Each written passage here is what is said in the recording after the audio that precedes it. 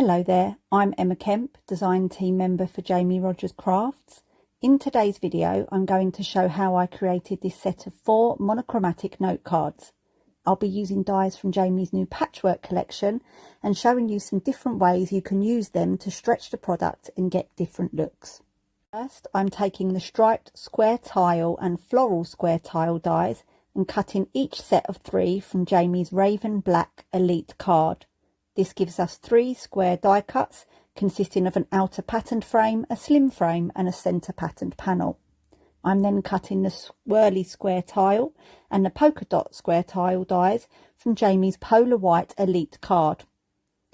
Next, I'm cutting the patterned panels only using the 2 smallest dies from each set.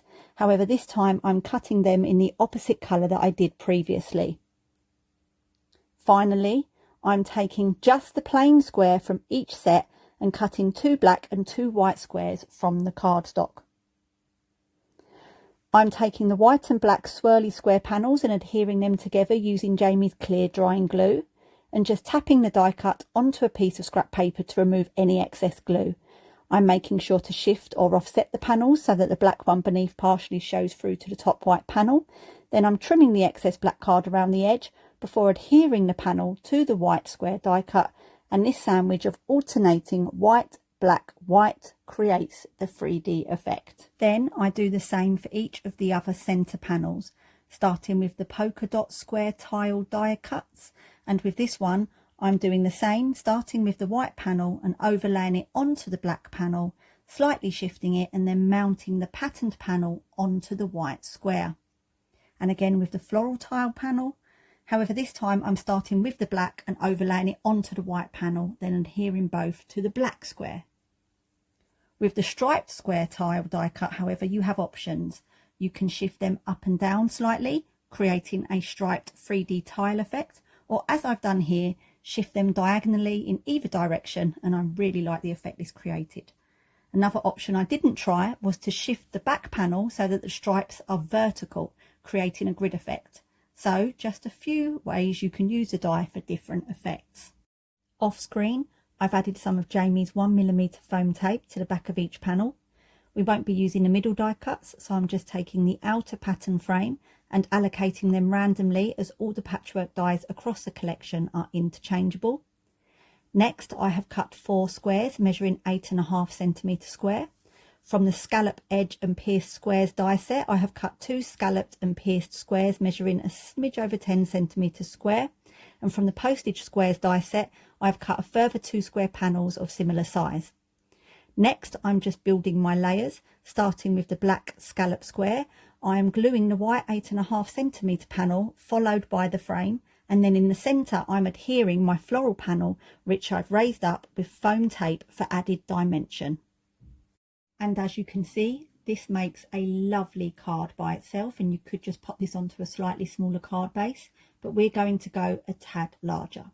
Next, we're using the black postage square die cut panel, and we're doing exactly the same thing, alternating the black and white layers, finishing with the centre panel popped up on the foam tape. Then we're taking the white postage square die cut panel and doing the same. It's a bit of a process getting the dies initially cut, but once cut, the assembly of each card can be quite quick, giving you a lovely set of note cards at the end. Finally, we're taking the white scallop pierced panel, adhering that and finishing with the swirly centre panel. We have 4 card bases, roughly 11.5 cm square, and we are cutting 2 black squares of the same measurement using the plain squares die set so that we have 2 black bases and 2 white. Off screen, I have added a further layer of 1mm foam tape to the back of the panels, and I'm mounting each of these onto the card bases, and this just adds an extra bit of dimension. With the striped square tile panel, you have the option of using it vertically or horizontally. Finally, from the sentiment collection, I'm taking the thank you from the bottom of my heart die and the hoping all of your wishes come true die and cutting them from both white and black cardstock. When cutting intricate dies from thicker cardstock like Jamie's Elite card, you can sometimes get stray paper fibres around the edges. And I find that just grabbing a cocktail stick and running it around the edges can help remove these excess fibres. Then, as before, I'm adding Jamie's clear drying glue, tapping the excess off on a scrap piece of paper, and when adhering, I'm shifting the layers to create that shadow dimensional effect. This can really help make your sentiment pop. And this can be very useful when adding sentiment die cuts over the top of a patterned background. So here I am just gluing the sentiments plus the heart from the thank you from the bottom of my heart die to the centres of our card panels. You can of course completely skip adding any sentiments if you want to keep your cards blank for general use, but I felt a couple needed a little something extra. And here are the finished cards. I love how effective simply shifting the dies can be. Thank you for watching. If you found this video helpful, please hit the like button to let us know. And if you'd like to see more, please follow us if you are not doing so already. If you're on YouTube, hitting the notification bell to enable notifications will keep you up to date on all future video releases. Thank you for watching.